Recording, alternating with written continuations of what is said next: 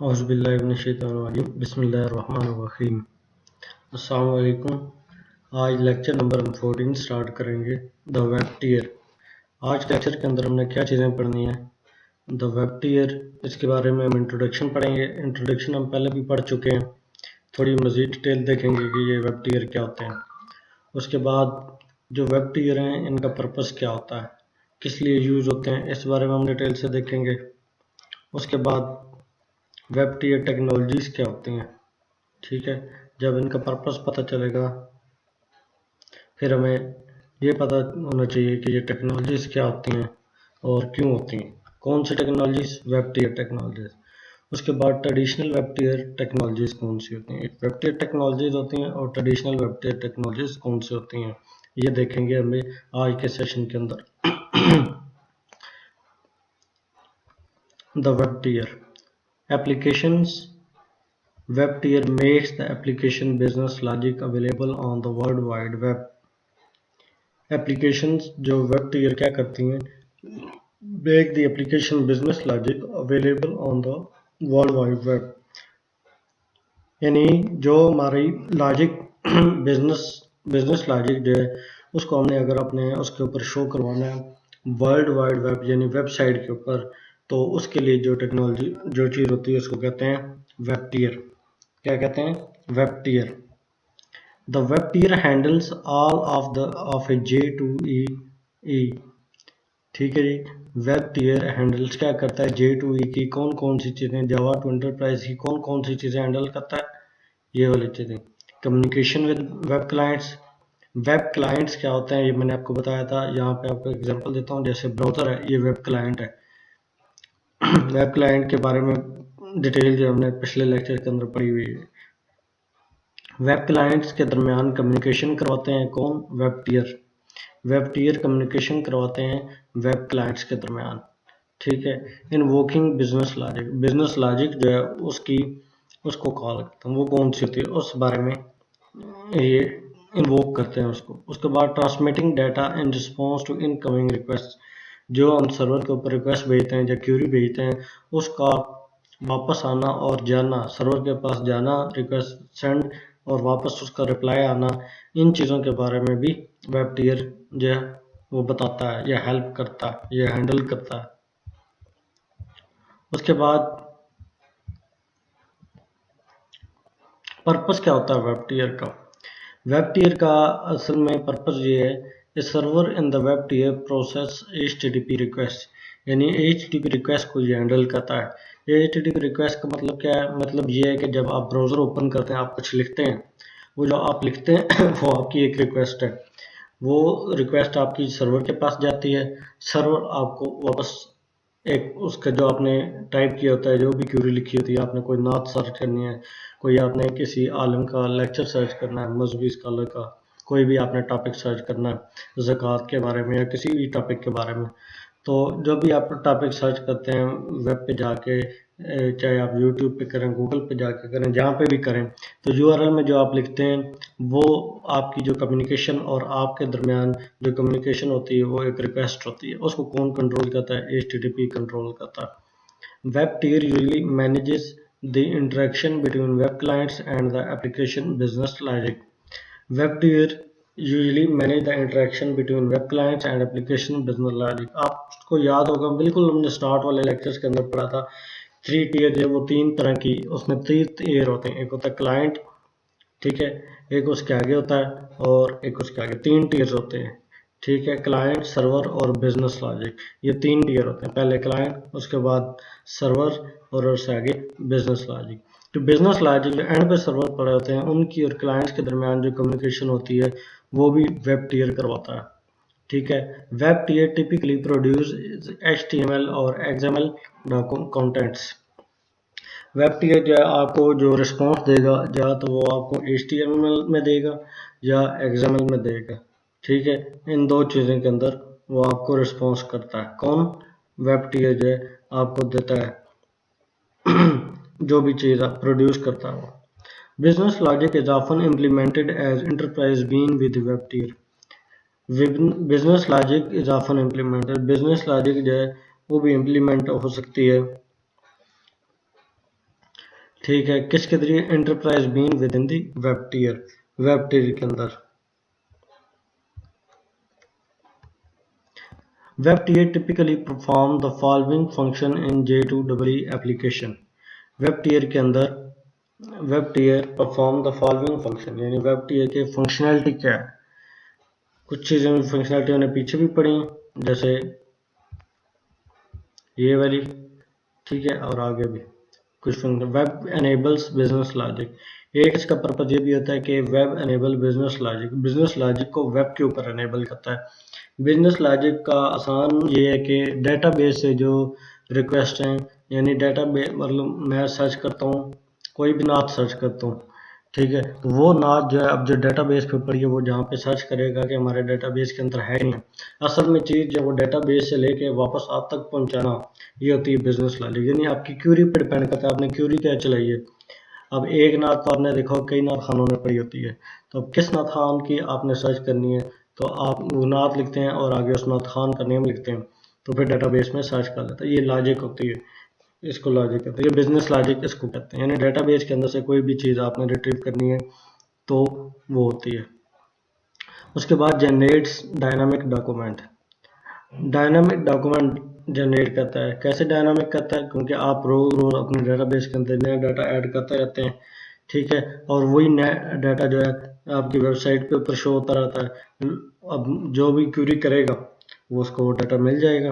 तो ये डायनामिक हो रहा है ना, ये तो नहीं है कि आप एक दफ़ा डेटाबेस में भी जाके डालते हैं और जाके अपनी वेबसाइट के ऊपर भी डालते हैं, ऐसा तो नहीं होता। डेटाबेस में डाल दिया, वेबसाइट जो है वो उसको एक दफ़ा बस बना दी जाती है, उसको ये बता दिया जाता है यहाँ पे ये चीज़ शो होगी, कोई भी सर्च करेगा तो उस जगह पे शो हो जाएगी। उसके बाद present data and collect input, ठीक है जी, ये इनपुट भी कलेक्ट करेगा और डाटा भी प्रेजेंट करेगा। इनपुट कैसे कलेक्ट करेगा? आप जो भी लिखते हैं, टाइप करते हैं, क्यूरी लिखते हैं, वो आपका जो भी आपने यूआरएल के अंदर जाके लिखा है कि जी मुझे ये चीज़ ढूंढ के दो, गूगल को कहते हैं जी मुझे ये चीज़ चाहिए, ठीक है, जब वो आपको ढूंढ के देता है तो जो आप लिखते हैं वो आपकी इनपुट है, और वापस जो आप को रिस्पॉन्स आता है वो प्रेजेंट करता है, ठीक है। इसको कहते हैं present data and collect input, translate HTTP put and get action into a form. The form a business logic understand and present result as web content, जो भी रिजल्ट होता है उनको वापस आपको शो करवाता है आपके कंप्यूटर के ऊपर या आपकी वेबसाइट के ऊपर। ठीक है जी, समझ आ रही है? यहाँ तक आपको समझ आ गई है? कोई क्वेश्चन है तो आप पोस्ट करें नीचे कमेंट सेक्शन के अंदर, आपको उसका रिप्लाई मिलेगा। और चैनल जो है इसको सब्सक्राइब ज़रूर करें, आपको पहले भी बताया है। और वीडियो को लाइक ज़रूर किया करेंगे, आप लाइक करेंगे, शेयर करेंगे, सब्सक्राइब करेंगे तो ये आपके लिए नई वीडियोज़ हैं वो पेश की जाएंगी। अगली स्लाइड पे चलते हैं। अगली स्लाइड के अंदर कहता है purpose of the web tier, control screen flow. अभी तक हम सारे पर्पसेस पढ़ रहे हैं। कंट्रोल स्क्रीन फ्लो यानी स्क्रीन का फ्लो जो है उसको भी कंट्रोल कर सकते हैं वेब टियर में। कैसे? Which which screen that is which page to display, यानी हम ये भी कर सकते हैं कौन सा पेज हमने डिलीट करना है, कौन सा पेज एडिट करना है, कौन सा पेज नया बनाना है। पेज के अंदर मुख्तलिफ सेक्शन बने होते हैं, जैसे यही आपके सामने ये स्लाइड नज़र आ रही है। मैं चाहता हूँ कि दरमियान में मेंटेन साइट लिखा हुआ है, मेंटेन स्टेट, ये ना नज़र आए, ठीक है, आपको वेबसाइट के ऊपर। तो मैं अपने एडमिन साइड पे जाके इसको डिलीट कर दूंगा, या अपनी बिजनेस लॉजिक के अंदर कोई ऐसी चेंज करूंगा जब आप क्यूरी करेंगे तो ये आपको नज़र नहीं आएगी। यानी ये कंट्रोल कर सकते हैं हम इसको। उसके बाद screen flow tends to be specific to client capabilities, ये भी क्लाइंट पे भी डिपेंड है, यानी आपने किस क्लाइंट को क्या शो करवाना है। यानी आपके बाद आपने देखा होगा मुख्तलिफ एप्लीकेशन होती हैं, कुछ लोगों को कुछ डाटा शो होता है, कुछ लोगों को कुछ डाटा शो हो रहा था। जैसे कि फेसबुक की एग्जांपल है, वहाँ पे एक ग्रुप के अंदर मुख्तलिफ लोग होते हैं, या कुछ एडमिन्स भी होते हैं। एडमिन्स के बाद कुछ और प्रिविलेजेस होती हैं। एडमिन जो है वो सारे काम कर सकता है, उसके बाद मॉडरेटर होते हैं वो सारे काम नहीं कर सकते, ठीक है। तो ये एग्जांपल। उसके बाद maintain state, web tier has a simple flexible mechanism for accommodating accumulating data for transaction over lifetime of a user session, ठीक है। ये यूज़र का वेब टियर के अंदर ये होता है कि आप एक दफ़ा अगर यूज़र आ गया वेबसाइट पर, उसका एक सेशन बन जाता है। सेशन के बारे में हमने अभी लास्ट लेक्चर के अंदर पढ़ा हुआ है, आप पिछले लेक्चर में देख लें कि किसके अंदर हमने सेशन के बारे में बात की हुई है, सेशन और कुकीज़ के बारे में। और ये आपको पता होना चाहिए कि सेशन और कुकीज़ में फ़र्क क्या होता है। क्वेश्चन भी आ सकता है, important question, what is the difference between session and cookies. बहरहाल सेशन क्या कहता है, सेशन से हमारी स्टेट से, जब मैं आया हूँ एक वेबसाइट की विजिट की है, उसके ऊपर मेरा सेशन क्रिएट हो जाता है। ठीक है। और मैं वो उस सेशन के अंदर आप जो भी काम करते रहते हैं वो नज़र आते रहते हैं कि ये बंदा क्या काम कर रहा है और किस पेज पे जा रहा है और क्या क्या कर रहा है। समझ आ गई यहाँ तक आपको? उसके बाद support multiple and future client types. ठीक है जी, मल्टीपल क्लाइंट्स को ये टाइप करता है, ये नहीं है कि एक ही बंदा जो है वो आता है, आ सकता है वेबसाइट पे। मल्टीपल जो लोग हैं वो भी आ सकते हैं। ये नहीं है कि सिर्फ एक ही बंदा वेबसाइट पे आ सकता है, एक टाइम पे बहुत सारे आ सकते हैं, तो उनको भी हैंडल करता है। May implement business logic. MIME types जो होती हैं ये एक्चुअली जब आप मेल सेंड करते हैं ना किसी को, ईमेल, उसके अंदर ये यूज होती हैं। उसके बाद may implement business logic. Business logic में be implemented entirely within the web tier. ठीक है। बिजनेस लॉजिक जो है वो भी ये हमने पहले भी पढ़ा है कि बिजनेस लॉजिक जब वेब टियर उसको सपोर्ट करते हैं, यानी कि हम क्यूरी चेंज कर सकते हैं और डाटा जो है मुख्तलिफ क्यूरी की बेस के ऊपर यूज़र को शो करवाया जा सकता है। एक ऐसा नहीं है कि यूज़र ने जो क्यूरी लिखी है उसको सारे का सारा डाटा शो करा दें। हो सकता है वो सिर्फ कंसाइज डाटा शो देखना चाहता है, कुछ यूज़र डिटेल देखना चाहते हैं, तो वो जैसे क्यूरी लिखेगा वैसे ही हमने उसको आंसर करना है। यानी इम्प्लीमेंट, इसके अंदर हम बिजनेस लॉजिक को भी इम्प्लीमेंट कर सकते हैं। Web tier technologies. Web tier technologies are categories in two types. जो वेब टियर टेक्नोलॉजीज हैं ये दो तरह की होती हैं। एक ट्रेडिशनल वेब टियर टेक्नोलॉजीज होती हैं, ठीक है, और उसके बाद Java platform web tier technologies होती हैं। इसके बारे में हम देखेंगे। ट्रेडिशनल वेब टियर टेक्नोलॉजीज क्या होती हैं जी? Common gateway interface. Traditional web tier के अंदर CGI आता है। CGI कहते हैं common gate interface, CGI, common gateway interface. ये कॉमन गेटवे इंटरफेस क्या होता है? इनके अंदर ये होता है कि पेज जो है आप पहले से बना कर रख लेते हैं, जब भी कोई यूज़र कहता है जी मुझे ये चीज़ बताओ, उसको सारे का सारा डाटा शो हो जाता है। ठीक है, तो ये कॉमन गेटवे इंटरफेस होता है। Server APIs, NS API, IS API, Apache modules ETC, ये सारी चीज़ें जो हैं सर्वर APIs जो हैं ये भी वेब टियर की टेक्नोलॉजीज हैं। NS API जो है ये नेटस्केप आपने सुना होगा। नेटस्केप की API है, जो नेटस्केप सर्वर के ऊपर जो भी चीज़ें पड़ी हैं उनके दरमियान कम्युनिकेशन के लिए ये नेटस्केप API यूज होती है। IS API कौन सी? ये इंटरनेट सर्वर API है। ये जो API ये माइक्रोसॉफ्ट सर्वर के ऊपर जो चीज़ें पड़ी होती हैं उनको सपोर्ट करता है। और ये अपाची और ये मॉड्यूल्स, ये सारी चीज़ें क्या हैं? अपाची भी सर्वर है, ठीक है, मॉड्यूल्स भी सर्वर है, ये सारे सर्वर्स API हैं और सर्वर्स हैं। इनके जरिए हम ये वेब टेक्नोलॉजीज हैं, ट्रेडिशनल वेब टियर टेक्नोलॉजीज। ठीक है। वेब टियर टेक्नोलॉजीज जो है इनके पर्पस क्या होते हैं ये सारे हमने पीछे देख लिए हैं। वेब टियर टेक्नोलॉजीज करती क्या है, इनके भी क्वेश्चन आ सकता है कि वेब टियर टेक्नोलॉजीज क्या करती हैं। फिर आपने ये जितने पर्पस हैं ये आपने एक्सप्लेन करने हैं। ठीक है। उसके बाद सर्वर साइड स्क्रिप्टिंग लैंग्वेजेस, ये सारी लैंग्वेजेस हैं PHP, ASP, JSP। ठीक है, ये सारी सर्वर साइड स्क्रिप्टिंग लैंग्वेज है। ठीक है, ये भी ट्रेडिशनल वेब टियर टेक्नोलॉजीज के अंदर काउंट होती हैं। उसके बाद Java two enterprise edition platform web technology, ये थी ट्रेडिशनल वेब टियर टेक्नोलॉजीज। दूसरी कौन सी कैटेगरी कह रहा है? दो कैटेगरीज होती हैं, एक कैटेगरी है ट्रेडिशनल वेब टियर टेक्नोलॉजीज और दूसरी है Java two enterprise platform web tier technologies. इस कैटेगरी के अंदर जो चीज़ें होती हैं, एक तो web container, Java servlet, Java server pages technology, JSP। Web container, Java servlet, JSP, इनके बारे में बहुत डिटेल से हमने पिछले लेक्चर्स के अंदर देखा हुआ है। आप पिछले लेक्चर सुनेंगे तो आपको ये समझ आ जाएगा कि ये वेब कंटेनर क्या होता है। कंटेनर के अंदर जो है मुख्तलिफ जो है वो सर्वलेट्स होते हैं, हो सकते हैं। ठीक है, ये आप देख सकते हैं पिछले लेक्चर्स का। उसके बाद सर्वर, जावा सर्वर पेजेस, ये भी लिखा हुआ है, ये भी सर्वर साइड लैंग्वेज होती है। ठीक है, ये ट्रेडिशनल के अंदर भी काउंट होती है और जावा वेब टियर के अंदर भी काउंट होती है। ये दोनों, इन दोनों का पता है आपको क्या करते हैं ये दोनों? ये ट्रेडिशनल वेब टियर टेक्नोलॉजी तो Java two enterprise platform web tier technologies, ये क्या करती हैं पता है आपको? सोचें सोचें सोचें। नहीं पता? अभी तो हमने पढ़ा है। ये जो पीछे सारे पर्पज हैं ये सारी यही चीज़ें करती हैं वेब टियर टेक्नोलॉजीज। ठीक है, अब ये आपको याद रहेगा। गुड, ऊंचा बोला करें ना, कहा करें कि याद रहा।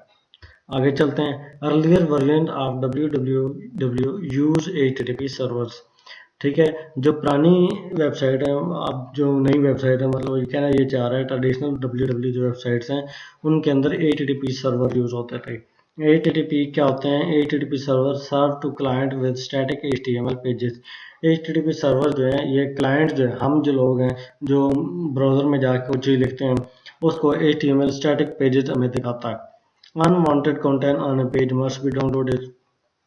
तो जितनी भी चीज़ें पेज के ऊपर वो सारी हमें चाहिए, ये नहीं चाहिए वांटेड है या अनवांटेड, उनको भी डाउनलोड करता है। Inefficient and require higher bandwidth. क्यों हायर बैंडविड्थ क्यों यूज होता है? इन एफिशिएंट क्यों होता है? क्यों इन एफिशिएंट? इसलिए कि सारे का सारा डाटा डाउनलोड करता है। हायर बैंडविड्थ भी उसकी भी यही रीज़न है कि सारा जो डाटा होता है रिक्वेस्ट के थ्रू उस सबको इसमें हैंडल करना होता है। उसके बाद dynamic contents are generated on demand.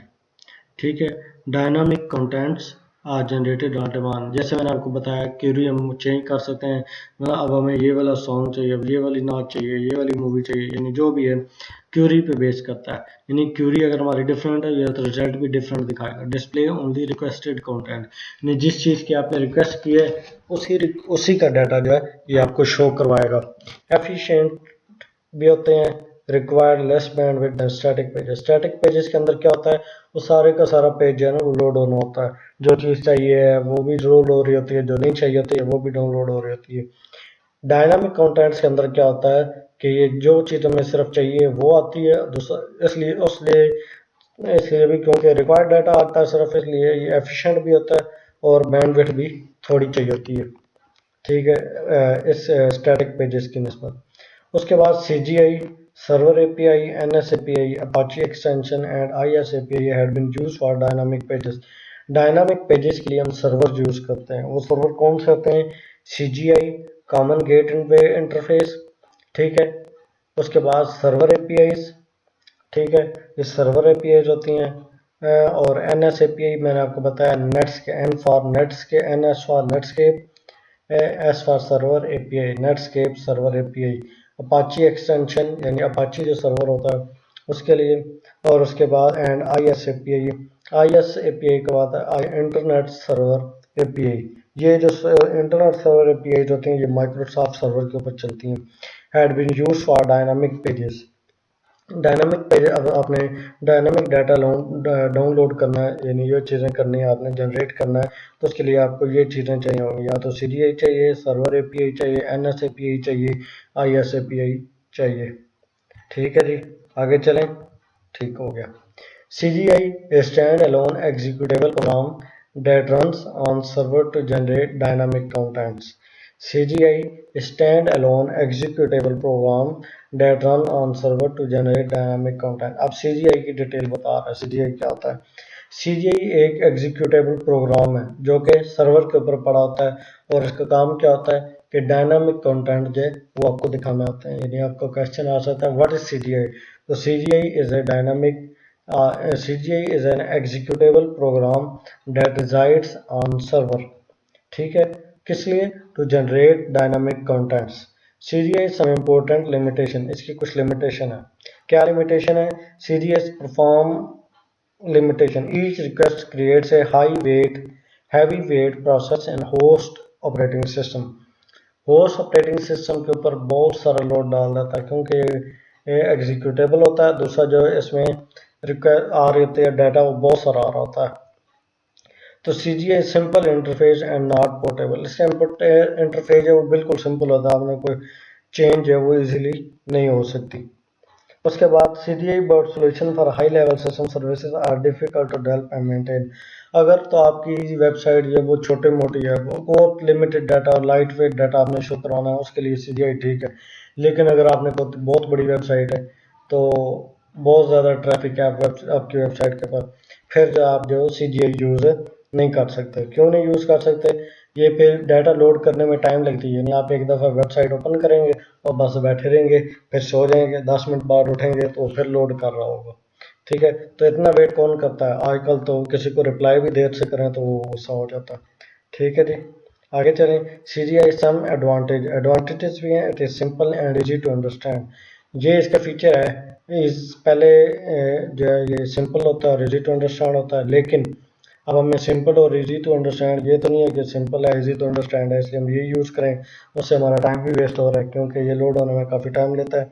Good for इम्पोर्टेबल application, छोटी एप्लीकेशन जो है इम्पोर्टेबल उनके लिए ठीक है, यानी जिनके अंदर कोई चेंज नहीं है उन एप्लीकेशन के लिए। Server limitation can be overcome using server extension API। ये जो सर्वर लिमिटेशन आ जाती है इसके ऊपर CGI के ऊपर, इनको कम किया जा सकता है। कैसे कम किया जा सकता है? NSAP यूज़ कर सके। एन फॉर, मैंने आपको पहले भी बताया, Netscape. S for server API, AP for a से एप्लीकेशन, P से प्रोग्राम, I से interface. Netscape server application program interface, ये वो सर्वर के लिए और यूज़ हो सकते हैं। किसके लिए? लिमिटेशन को अवॉइड करने के लिए। Apache extension modules, Apache server use भी हो सकते हैं। जैसे अगर आपका वेबसाइट बनाने में थोड़ा सा इंटरेस्ट है तो जैम्प एक सर्वर आप डाउनलोड करते हैं। ठीक है, तो जैम्प शायद मेरे पास पड़ा हो, मैं आपको दिखाता हूँ। अगर मिलता है तो उसको मैं आपको दिखाता हूँ कि जैम्प किस तरह का होता है।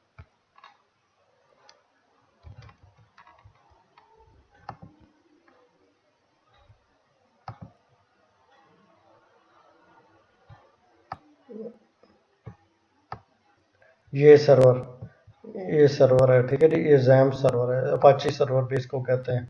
ठीक है, ये लिखा हुआ है अपाची। इसको स्टार्ट करते हैं तो ये कनेक्ट हो जाता है। ठीक है, ये नीचे मुख्तलिफ और चीज़ें हैं।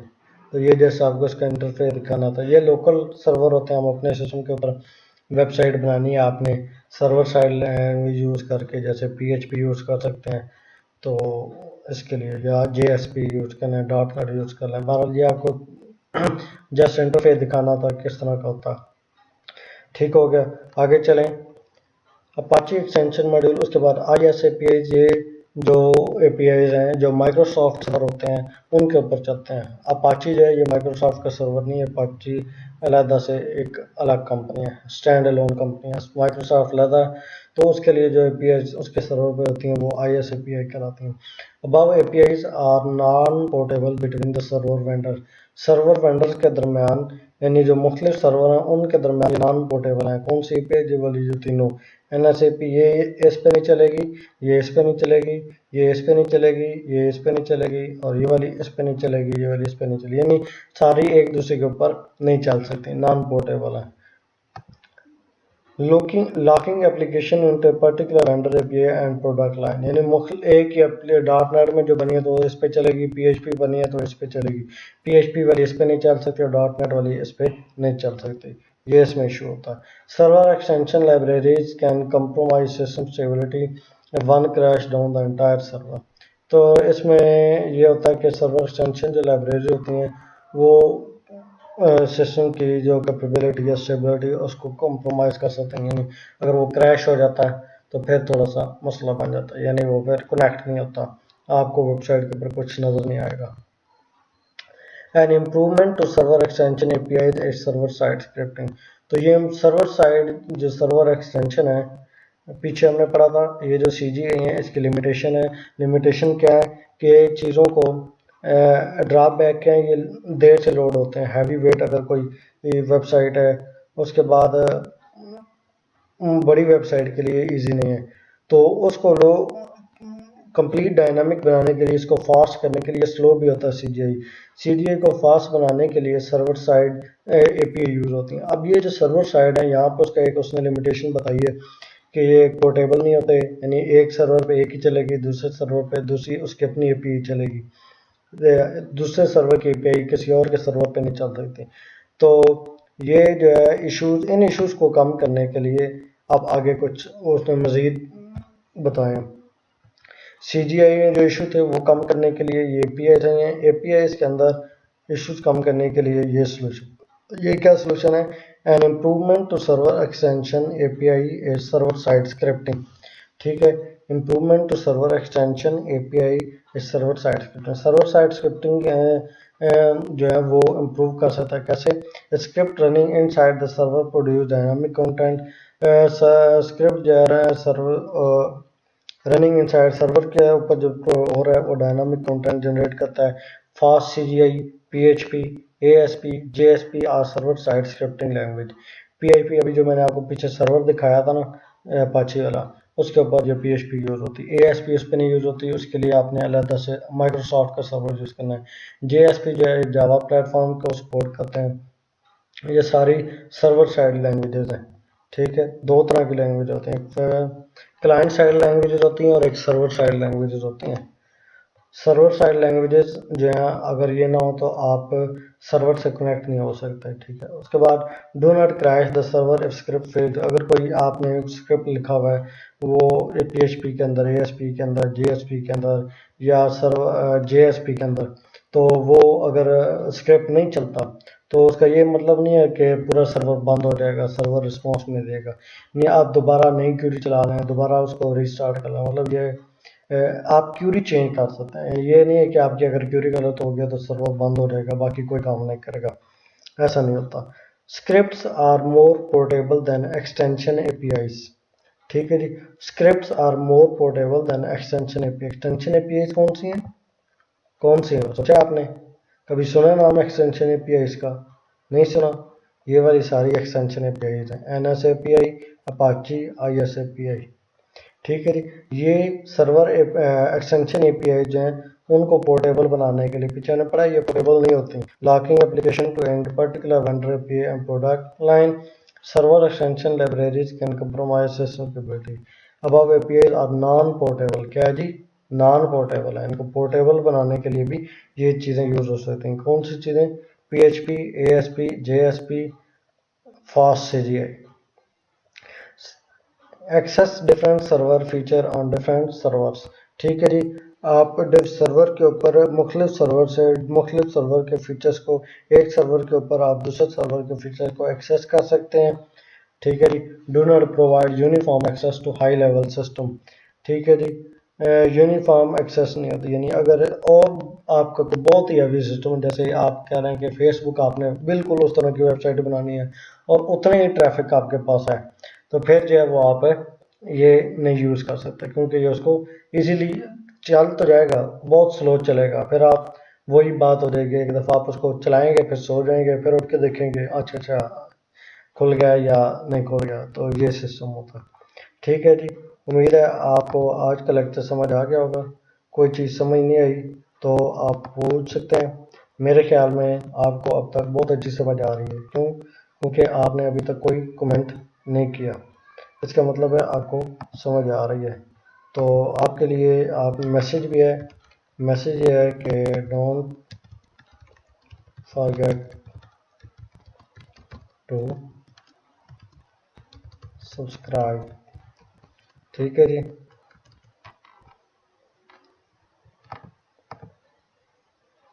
तो आपने चैनल को सब्सक्राइब ज़रूर करना है।